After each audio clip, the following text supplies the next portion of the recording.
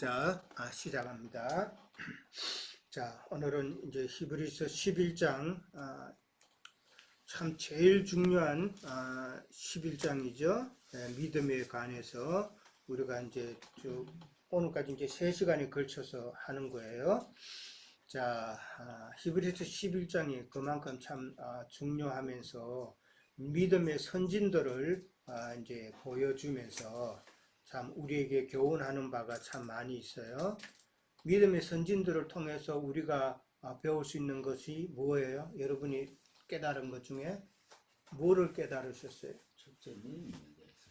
네, 믿음에 대해서. 그다음 또 믿음의 선진들은 보이지 않는 것에 대한 믿음을 가졌다는 거죠. 네, 그래서 믿음은 11장 1절에 보면 믿음은 바라는 것들의 실상이에요.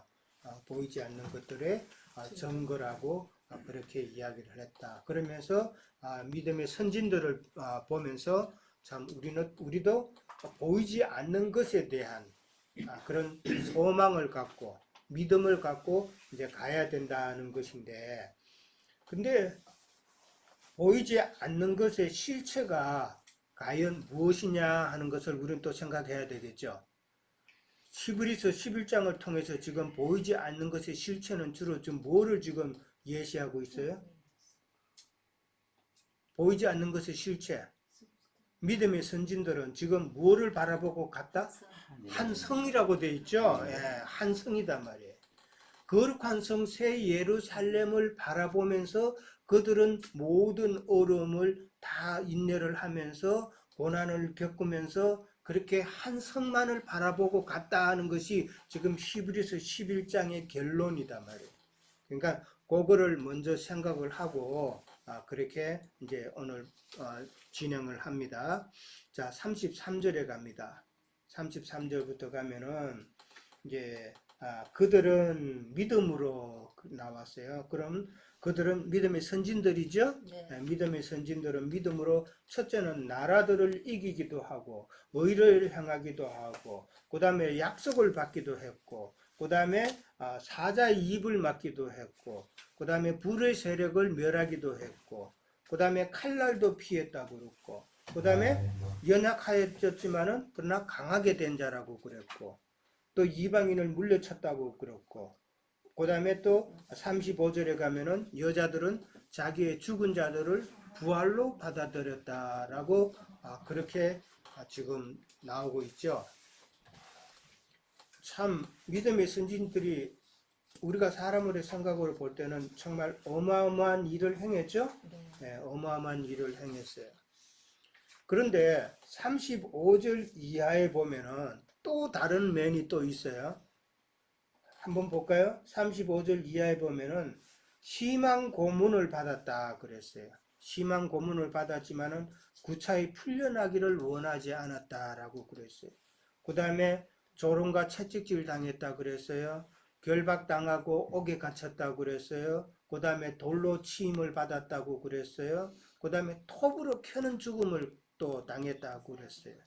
그 다음에 많은 시험과 칼로 또 죽임을 당했다라고 그랬고, 그 다음에 뭐 마지막에 보면은 양과 염소의 가죽을 입고 유리하면서 참 그렇게 생활했다고 그랬고, 그 다음에 궁핍과 환난과 학대 가운데서 그렇게 믿음의 선진들은 지금 지냈다. 이 두 면이 지금 있어요. 그렇죠?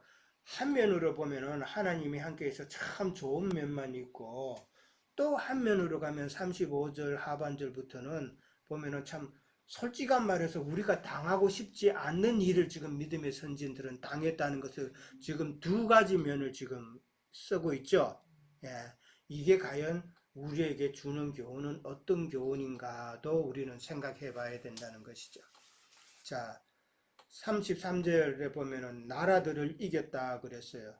이 다른 이방인 나라, 그 다음에 블레셋 나라, 이런 나라들이죠. 이 누구를 두고 하는 말일까요? 믿음의 선진들 중에서 나라들을 이긴 자. 다른 나라하고 전쟁을 많이 치른 사람이 누구예요? 다윗도 있죠. 예, 그렇죠. 그 다음에 또 다윗 이전에 여호수아가 있죠. 가나안 땅에 들어가서 계속 전쟁 치렀죠. 주로 누구하고? 블레셋하고 치렀단 말이에요. 그러니까 이 나라들을 이겼다라는 이 말은 여호수아나 그다음에 여호수아 시대에는 무슨 시대예요? 여호수아 이후에는 사사 시대예요. 자, 역사도 조금 알아야 돼요. 자, 가나안 땅에서 광야 생활을 하면서 모세가 여호수아 이제 가나안 들어가기 전에 여호수아에게 바톤을 넘겼죠. 그렇죠? 그러면서 여호수아가 이제 가나안 땅에 들어가서 여호수아가 가나안 정복을 하죠. 예, 정복을 하면서 이제 많은 땅을 이제 차지해요. 그렇지만은 여호수아가 가나안 땅을 100%다 차지한 건 아니에요. 그죠? 시작을 한 거예요. 이 완성은 언제 이루어져요? 다윗 왕 때다. 다윗은 그러니까 예수님을 예표하잖아요. 그죠? 그러니까 여호수아도 예수님을 예표하지만은 그 여호수아는 어떻게 보면은 인자 예수님이다 말이에요. 인자 예수님이 오셔서 전쟁을 시작한 거잖아요. 그죠? 유대인들과 그다음에 세상 다른 영들과 다른 복음과 전쟁을 시작하신 거라고. 그렇죠? 그렇지만은 나중에 다윗 왕이 완전히 다 정복한다는 것은 영으로 오신 예수님을 우리는 생각해 볼 수 있는 거예요. 그렇지? 그래서 영으로 오신 그 예수님이 완전히 승리를 하신다라는 그 이야기단 말이에요. 그런 성경의 전체적인 흐름을 우리는 맥을 잡아야 돼요. 자, 그리고 이제 가나안 땅에 들어가서 여호수아가 이제 전쟁을 치렀고 여호수아가 이제 죽죠. 여호수아가 죽고 난 다음에는 하나님이 사사들을 세웠단 말이에요. 그게 사사시대라 그래요. 예, 사사시대가 이제 시작이 되고 그 가운데는 이제 더브라도 있죠. 여자 사사도 있어요. 예, 그러면은 요즘 여자 목사님들이 여자도 사사 있지 않았느냐 그렇게 이야기하는데 그거는 하나님의 뜻이 아니다. 예, 사사시대 사사기 마지막에 보면은 중요한 단어가 하나 있죠. 각기 자기의 옳은 대로 행하였다라고 그랬단 말이에요. 하나님의 뜻이 하나님이 세우셨지만은 하나님의 원래의 뜻은 아니다라는 것이죠. 그러니까 사사들도 자기 나름대로 하나님 앞에 충성해서 자기가 그렇게 했지만은 자기 의대로 그렇게 했다라는 것을 이해를 해야 된다라는 것이죠. 자, 그 다음에 그게 이제 사사시대예요. 그 다음에 사사시대 다음에는 뭔 시대로 넘어가요? 왕정시대로 넘어가죠. 1대 왕이 누구예요? 사울이죠. 예. 그 왕정시대를 이끌고 온 마지막 사사는 누구예요? 사무엘이에요. 사무엘이 이제 왕정시대를 이끌고 오는 그 과도기 때의 이제 사무엘이죠. 자, 그리고 이제 왕정시대가 되어가지고 사울부터 시작해서 이제 다윗이 그 다음 왕이 되고 이제 왕정체제로 이제 넘어가는 거예요. 사사시대는 그 중간에 그렇게 있는 거예요. 자, 그 다음에 의를 행했다 그랬어요. 의를 행했다는 것은 옳은 자기 행동을 이야기하는 게 아니에요. 하나님의 뜻에 맞는 그런 통치를 했다라는 것이죠. 예. 리더들이 그러니까 사무엘이나 다윗이나 이런 자들은 다 하나님의 뜻에 맞는 의를 행했다. 뜻에 맞는 그런 통치를 했다. 그 다음에 약속도 받았어요. 예. 하나님과 함께하는 자들은 다 약속은 아브라함도 약속받았죠. 이삭도 다 약속받은 자예요. 그 다음에 사자의 입을 막았다 그랬어요. 누가 생각나요? 사드락과 메삭과 아벳노고는 불이지. 다니엘이죠. 예, 다니엘이 다리오 왕 때에 다니엘이 너무 이게 총리가 되고 그러니까 그 신하들이 셈을 냈죠. 셈을 내가지고 이 다니엘을 갖다가 꼼짝달싹 못하게. 그러니까 다리오 왕도 자기가 했는 그 명령을 갖다가 취소 못하도록 다 해가지고 이 어쩔 수 없이 다리오 왕이 다니엘을 사자굴에 집어넣게 되었단 말이에요. 그때 사자굴에서 사자가 입을 하나님께서 막았죠. 하나님 천사가. 예. 그래서 사자의 입을 막았다는 것은 다니엘을 지금 염두에 두고 하는 이야기고, 그 다음에 불의 세력도 멸했다 그랬어요. 이 불의 세력이 너부갓네살의 그 금신상 앞에 절하지 않는 자는 다 불에 던지도록 그렇게 돼 있죠. 그랬을 때 다니엘의 세 친구 사드락과 메삭과 아벳노고가 절하지 않음으로 인해서 풀무불에 들어가게 되죠. 그럴 때에 그 풀무불 속에 3명이 넣었는데 4명이 걸어 다녔다 그랬죠. 예수님의 그 영이다 말이에요. 예수님이다 말이죠. 예. 자, 그렇게 불의 그 세력도 피했고 칼날도 피했어요. 이 칼날을 피했다는 것은 많은 선지자들이 참 죽음의 그 위협을 느꼈죠. 엘리야도 죽음의 위협을 느꼈어요. 엘리야는 누구를 통해서? 이스벨을 통해서. 이스벨을 통해서 참 늘 죽음의 공포 가운데 있었고, 그 다음에 다윗도 그랬죠. 다윗도 왕이 되기 이전에는 누구한테? 사울, 자기 장인한테 죽음의 위협을 당했다. 그랬단 말이에요. 그래서 도망가서 동굴에 피신까지 하고 그랬죠. 그냥 다울이 있는 데서 뭐 사울이 그냥 창을 던지기도 했고, 그랬다는 것을 보면은 참 다윗도 그런 상태였고, 엘리사 선지자도 또 그런 죽음의 위협을 많이 느꼈어요. 뭐 그런 뿐만 아니라 모든 믿음의 선진들이 다 비슷한 그런 상황을 겪었다. 그 다음에 이제 이방인을 물러치기도 하고, 그 다음에 연약한 가운데서 강하게 되기도 그랬다고. 그런데 오늘 그 32절에 보면 기드온이라는 사람이 나오죠. 이 기드온이라는 사람이 바로 연약한 가운데 있었지만은 하나님께서 세워서 강하게 된 자라는 것이죠. 연약한 가운데 기드온은 므낫세 지파예요. 12지파 중에 므낫세 지파였는데 므낫세 지파 중에서 가장 보잘것없는 가문이었단 말이에요. 이게 별 볼 일 없는 가문이었는데 하나님께서 기드온을 써서 가지고 300명 그 용사로 통해서 이스라엘을 구원하는 그런 구원자로 기드온을 세웠다. 그러니까 연약한 가운데 있었지만은 기드온을 참 강하게 하셨다라는 것이죠. 자, 그 다음에 이제 마지막에 가면은 여자들은 자기의 죽은 자들을 부활로 받아들였다라고 그렇게 이야기를 합니다. 35절에 있죠. 여자들은 자기의 죽은 자들을 부활로 받아들였다. 이 말이 무슨 말이에요? 그렇죠. 막때 여자가 엘리야가 찾아온 그 당시에 아이가 죽었어. 그렇죠. 그 아이를 때문에 이제 엘리야한테 뭐라 그러죠. 그렇죠. 여자들은 자기의 죽은 자는 자기 아들을 말하는 거예요. 죽은 아들. 그러니까 몇몇 여자 성경을 통해서 자기의 그 아들이 죽어가지고 다시 살아난 기록이 있죠. 열왕기상 17장 22절에 가면은 엘리야가 누구를 살려요? 사르밧 가부의 아들을 살리죠. 그게 열왕기상 17장 22절에 있어요.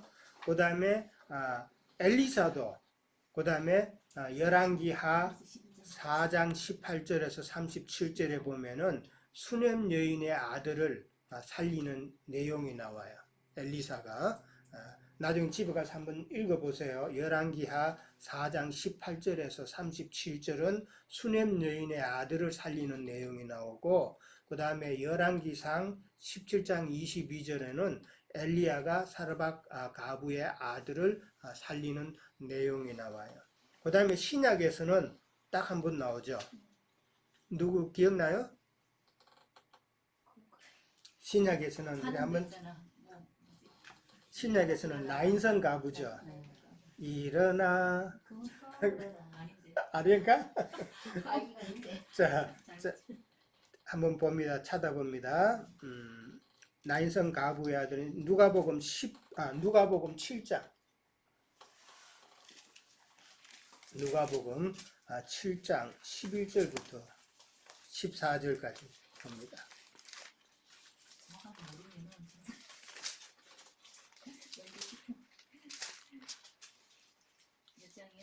누가복음 7장 11절에서 14절.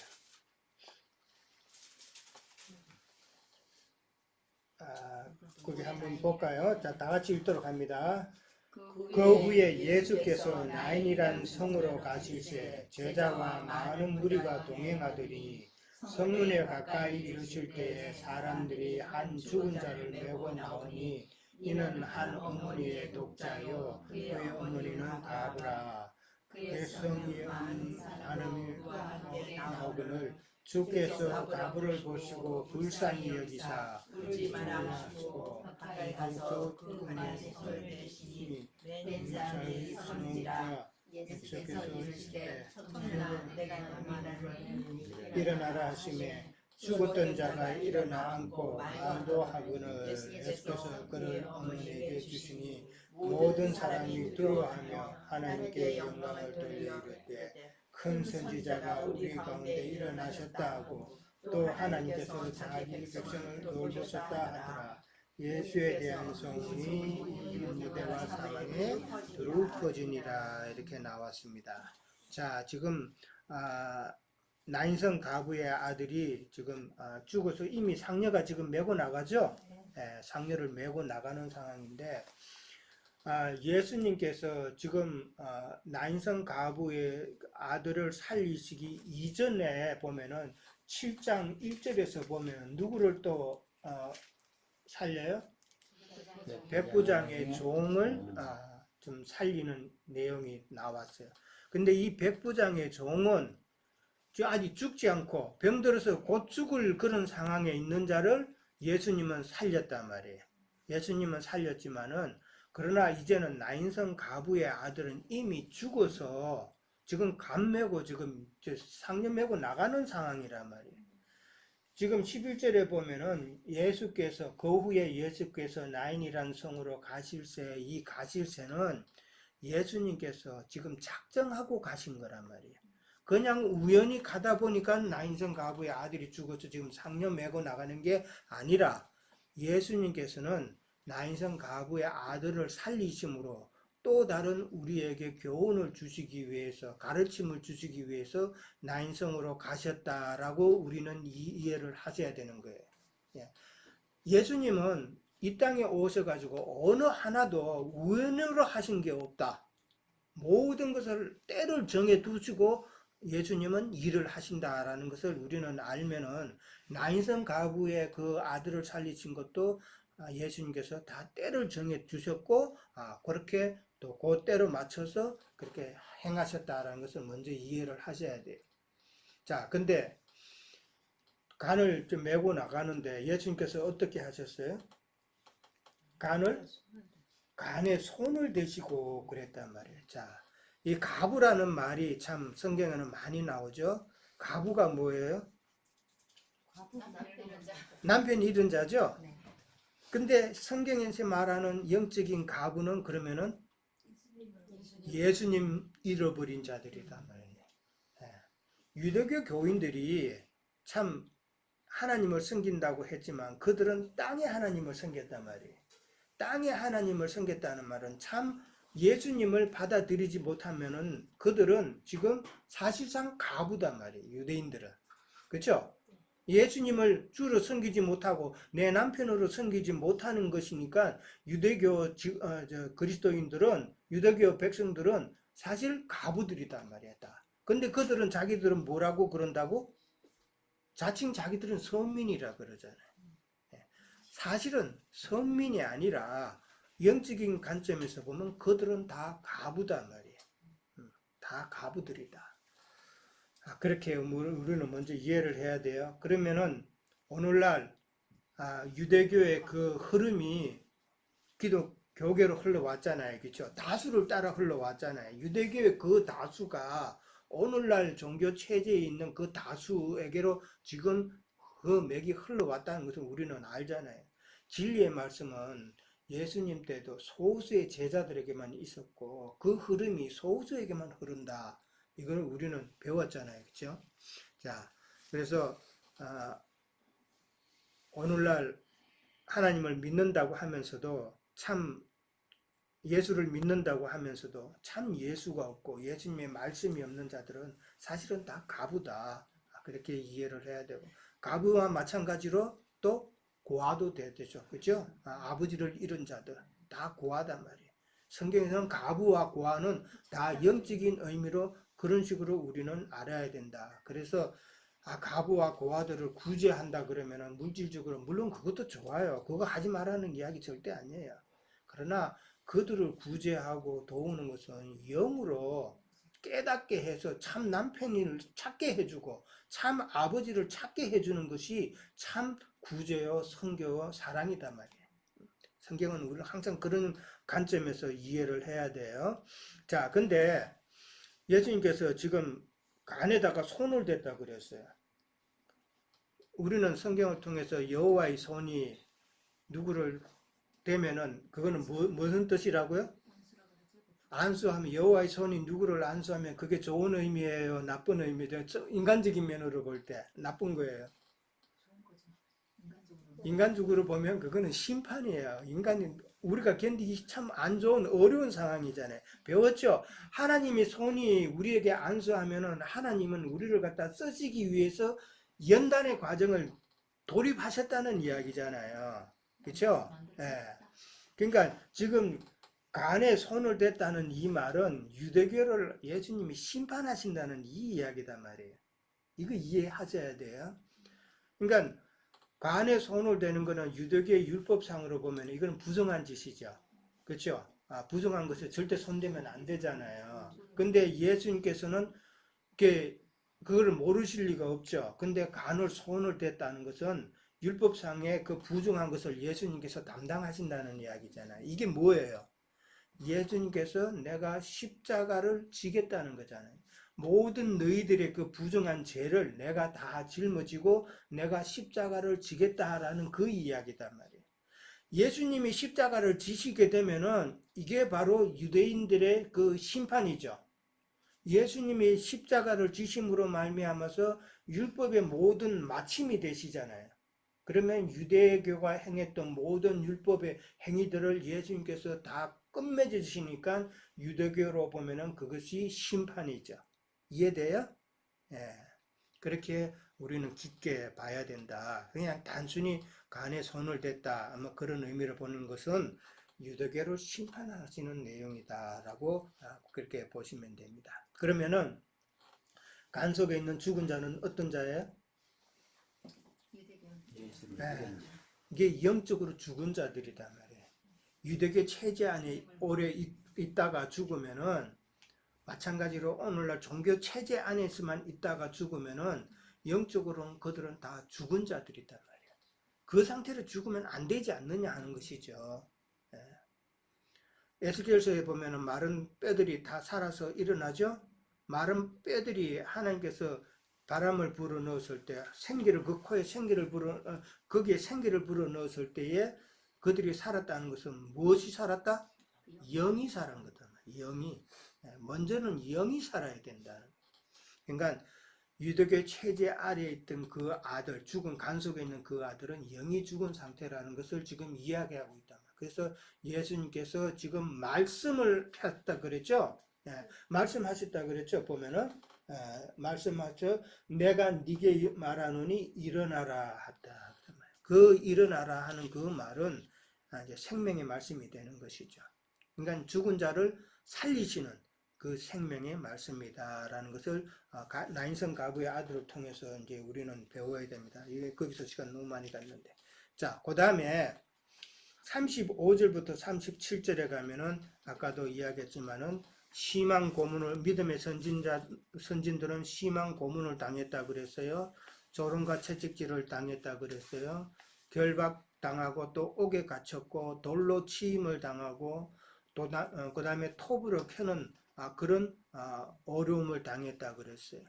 그 다음에 시험과 칼로도 죽고 양과 염소 가죽을 입고 유리하는 자가 됐고 그 다음에 궁핍과 환난과 학대를 당하는 그런 어려운 상황에 있었다라고 그렇게 이야기를 하고 있습니다. 자, 그러면 우리가 아까도 이야기했지만 두 가지 면을 보는 거예요.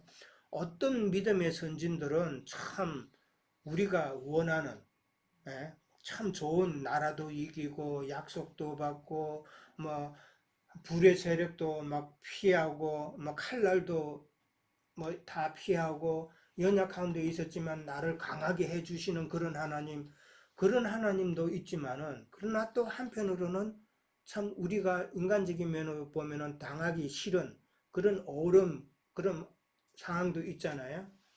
그러면은 이거는 뭐를 우리에게 말씀하시는 건가? 솔직히 우리는 먼저 기록된 그러한 믿음의 선진들의 편에 서고 싶죠. 그렇죠? 그렇지 않아요? 에리카 자매 고개 살려살려 했는데 아니 이렇게 되려면 이 과정이 있어야지만 이렇게 되는 거잖아요. 물론 그것도 그렇죠. 물론 그렇죠. 그래서 잘 지적하셨어요. 그런 좋은 면에 하나님께서 함께 하시는 그런 이제 결과를 이루려면은 그 과정에 있어서는 지금 후에 나누었던 그런 과정이 반드시 필요하죠. 잘 지적을 하셨어요. 근데 또 그렇게 마지막에 예수님의 12 제자들 같은 경우는 참 그냥 고난만 당했잖아요. 그렇죠? 그런 것도 우리는 생각해 봐야 된다. 그러면은 믿음의 선진들도 각각 다 다르다는 것이죠. 각각 다 다른데 어떤 면에는 승리도 주시고 하나님의 능력도 주셔서 참 영화롭게 된 자도 있지만은 그러나 어떤 자들은 참 어려움을 당할 때, 환난 당할 때 하나님께서 침묵하시는 경우도 있었다라는 것을 우리는 이해를 해야 되는 것이죠. 자, 스데반 집사가 죽을 때에 스데반 집사는 어떻게 나를 좀 살려달라고 그랬어요? 아니었죠. 그러니까 돌에 맞아 죽을 때 하나님께서는 침묵하셨죠. 침묵하셨단 말이에요. 그 다음에 예수님께서도 십자가에 못 박혔을 때에 하나님께서 침묵하신 그 시간이 있었죠. 우리가 보면은 그게 몇 장에 나와요. 예수님께서 십자가에 못 박혀 돌아가실 때에 오후 이제 해가 지고 3시간 동안 어둠의 시간이 있었죠. 그게 6시부터 몇 시까지? 9시까지. 그게 유대인의 시간이에요. 유대인의 시간 6시부터 9시까지라는 것은 오늘날 로마 시간으로 보면은 오늘날 시간으로 보면 12시부터 오후 3시까지라는 가장 빛이 강할 때에 온 땅이 어두워졌다고 그랬어요. 그러면 하나님의 그때는 하나님께서 고개 돌리시는 시간이란 말이에요. 그걸 이야기하고 있다라는 것을 생각해 보시면 돼요. 그러니까 그 마태복음하고 마가복음하고 누가복음은 시간 계산이 이건 유대인의 시간이에요. 6시, 9시를 갖다가 뭐 그대로 액면으로 보면 안 돼요. 거기서 6시간을 더 해야 돼요. 그러나 요한복음은 이거는 로마교 시간대예요. 그러니까 그거는 우리는 성경을 볼 때에 그걸 차고없이 잘 이해를 해야 돼요. 마태, 마가, 누가는 유대인의 시간으로 기록된 성경이고 요한복음은 로마교의 시간대로 그러니까 오늘날 우리 시간대로 기록이 된 성경이다. 요한복음은 그렇게 이해를 하시면 됩니다. 자, 그러니까 고난이 어떤 면에서 보면은 승리하는 그런 것보다도 더 좋은 하나님의 뜻일 수도 있다라는 것이죠. 우리 베드로전서 한번 찾아봅니다. 히브리서 다음이죠. 베드로전서 4장 14절 봅니다. 4장 14절하고 그 다음에 16절 그렇게 두 절 보도록 합니다. 제가 읽을게요. 너희가 그리스도의 이름으로 시욕을 당하면 복 있는 자로다. 영광의 영 곧 하나님의 영이 너희 위에 계심이라. 자, 치욕 당하면 자는 뭐 있는 자? 복이 있는 자라고 그랬단 말이에요. 그 다음에 16절에 가면은 그리스도인으로 고난을 받으면은 부끄러워하지 말고 도리어 그 이름으로 하나님께 영광을 돌리라.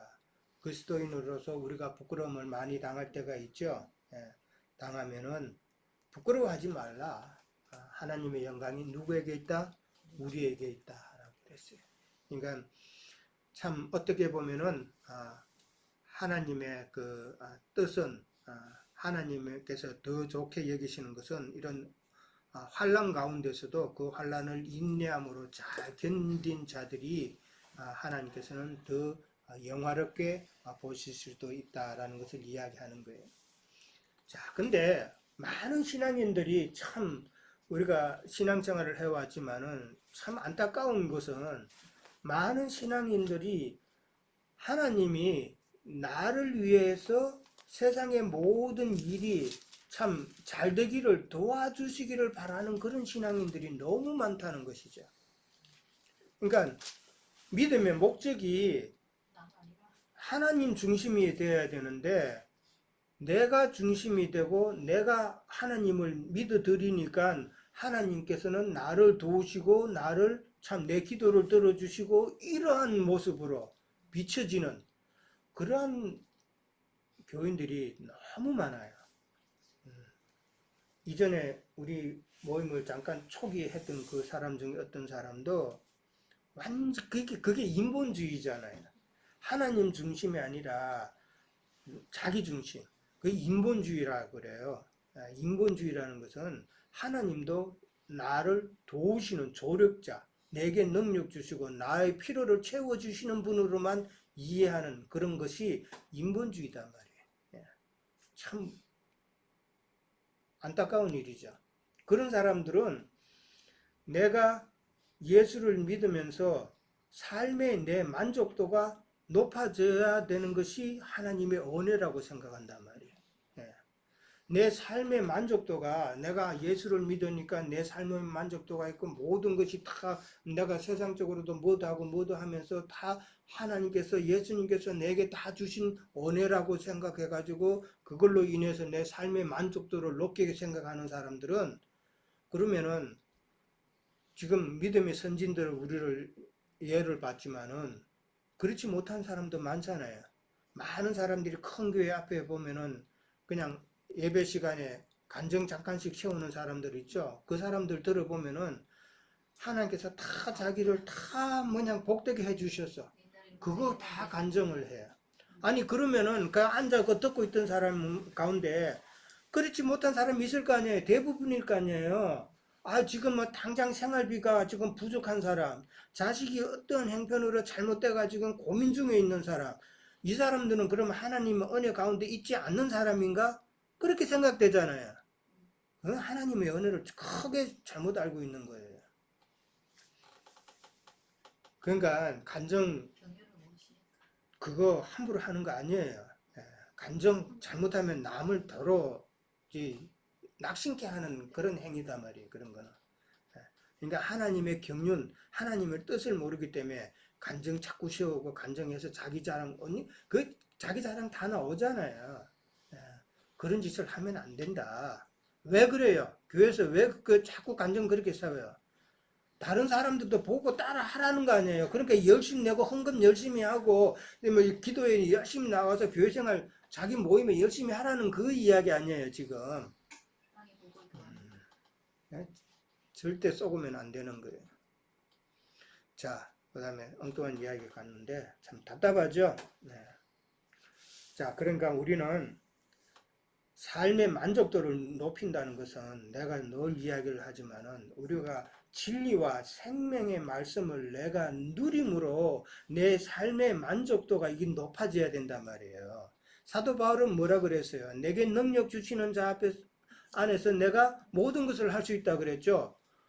세상 사람들은 이것도 아주 잘못 이해를 하잖아요. 하나님께서 내게 능력을 주시면 내가 모든 것을 할 수 있다는 그런 쪽으로 이해를 하잖아요. 근데 사도 바울이 고백한 그 능력은 무슨 능력이에요?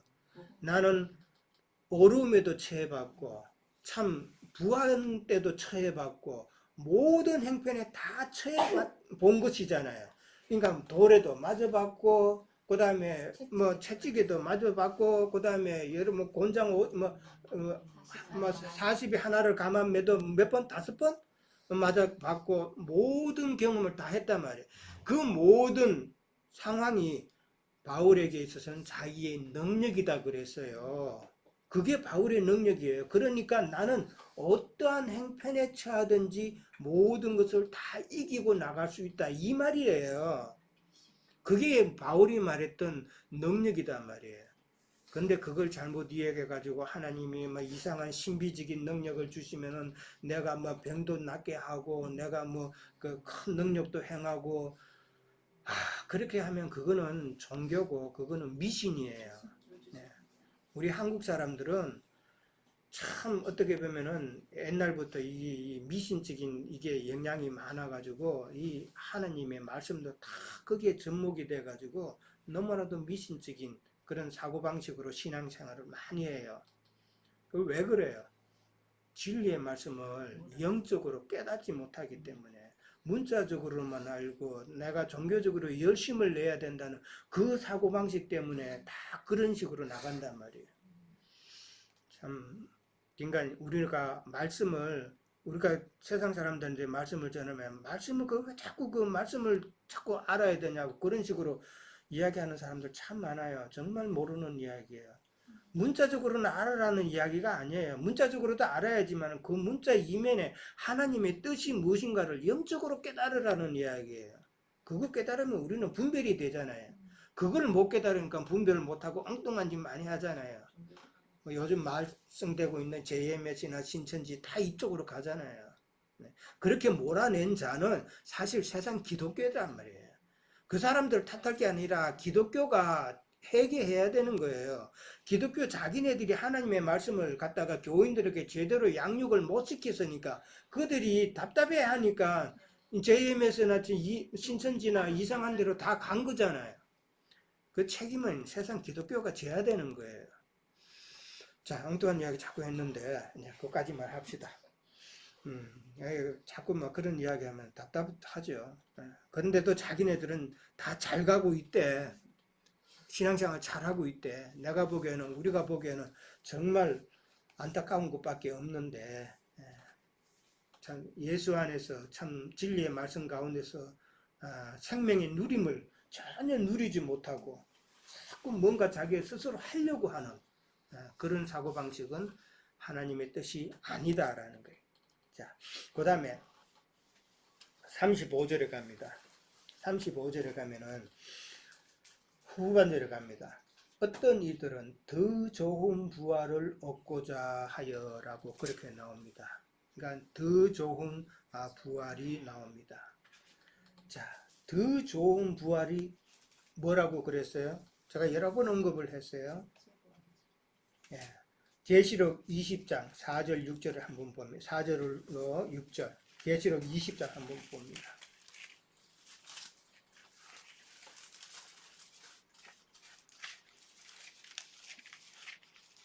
자, 계시록 20장 4절에서 6절.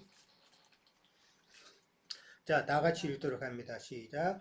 또 내가 보좌들을 보니 거기에 앉은 자들이 있어 심판하는 권세를 받았다. 또 내가 보니 예수를 전문함과 하나님의 말씀 때문에 목배임을 당한 자들의 영혼들과 또 짐승과 그의 우상에게 경배하지 아니하고 그들의 이마와 손에 그의 표를 받지 아니하는 자들이 살아서 그리스도와 더불어 1000년 동안 왕노릇하니 그 나머지 죽은 자들은 그 1000년이 차기까지 살지 못하더라. 이는 첫째 부활이요 이 첫째 부활에 참여하들은 복이 있고 거룩하도다. 둘째 사망이 그들을 다스리는 권세가 없고 그들이 하나님과 그리스도의 제사장이 되어 1000년 동안 그리스도와 더불어 왕노릇 하시리라.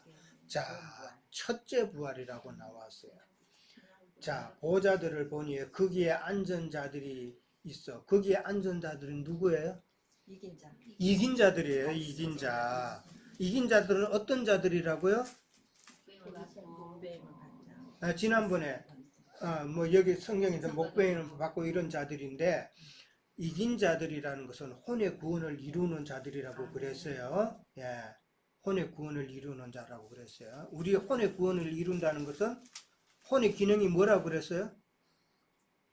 우리의 생각과 감정과 의지. 예, 그러니까 진리의 말씀으로 참 생명이 되어서 우리의 감정과 생각과 의지가 온전하여지는 것이 혼의 구원을 이루는 것이라고 그랬어요. 예, 그러니까 우리가 이게 바로 생명률이죠. 예, 생명이 율이단 말이에요.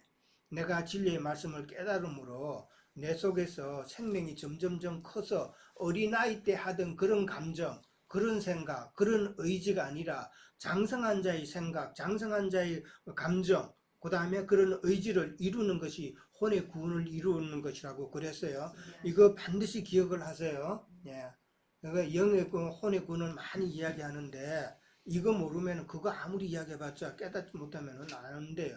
그러니까 방금 이야기했던 것을 정확하게 기억을 하셔야 돼요. 예. 자, 근데 그게 안전자들은 무슨 권세를 받았어요? 심판하는 권세를 받았다고 그랬어요. 이게 참 놀라운 거잖아요. 예. 우리 미국에는 배심원 제도가 있죠. 예. 배심원들이 되면은 배심원들이 판단하잖아요. 예. 그거와 같다는 것이에요. 판사는 우리 예수님인데 우리도 그 배심원석에 앉는다는 이야기잖아요. 정확하게 분별하시는. 그렇죠. 그러니까 왜 우리가 그렇게 돼요? 왜냐면 우리는 영과 진리의 말씀으로 모든 것을 판단할 수 있는 지혜가 생겼잖아요. 예. 이 영의 말씀을 깨닫지 못한다는 이 자리에 못 들어간다. 예. 그거죠. 예. 근데 그 자들은 참 하나님의 말씀 때문에 목배임을 당한 자들이고 짐승과 그의 우상에 경배하지 않는 자들이고 이마의 손에 그의 표를 받지 아니한 자들이에요. 표 받는다는 게 뭐예요? 666 짐승의 표예요? 아니다 말이에요. 다른 영, 다른 예수, 다른 복음, 이것을 자꾸 세뇌받는 것이 자꾸 표받는 거단 말이에요. 오늘 지금 또 일요일 그들은 뭐 주일이라 그러면서 예배당 가서 설교 들으면 그게 예수님의 참 진리의 말씀이 아니면은 그게 자꾸 표받는 행위단 말이에요. 예. 성경은 이걸 이야기하고 있다. 참 그 자들이 바로 천년 동안 왕노릇 한다 그랬어요. 예. 천년왕국은 반드시 있는 것이죠. 성경에. 그죠? 예. 천년왕국이 없다고 말하는 자들은 그건 성경을 잘못 이해하는 거예요. 그건 신학 때문에 그런 거예요. 무천년설 신학 때문에 그런 거란 말이에요. 그러니까 신학은 죽이는 율법이나 똑같다. 천년 동안 왕노릇한 일이니 그 천년에 왕노릇하는 자들은 천년 동안 왕노릇하기 위해서 부활되는 그 부활이 바로 첫째 부활이라는 것이죠. 첫째 부활로 일어나지 못하는 자들은 뭐 어떤 자라고요? 바깥 어두움에 참 슬피 뭐 잃어가는 자들이라 그랬어요. 그 나머지 죽은 자들은 그 천년의 차기까지 살지 못하리라라고 되어 있죠. 예. 참 첫째 부활, 더 좋은 부활은 첫째 부활이다라는 그 관념은 이해를 하시고, 그 다음에 요한복음 5장 28절에서 29절 한번 또 찾아봅니다. 요한복음 5장 28절에서 29절.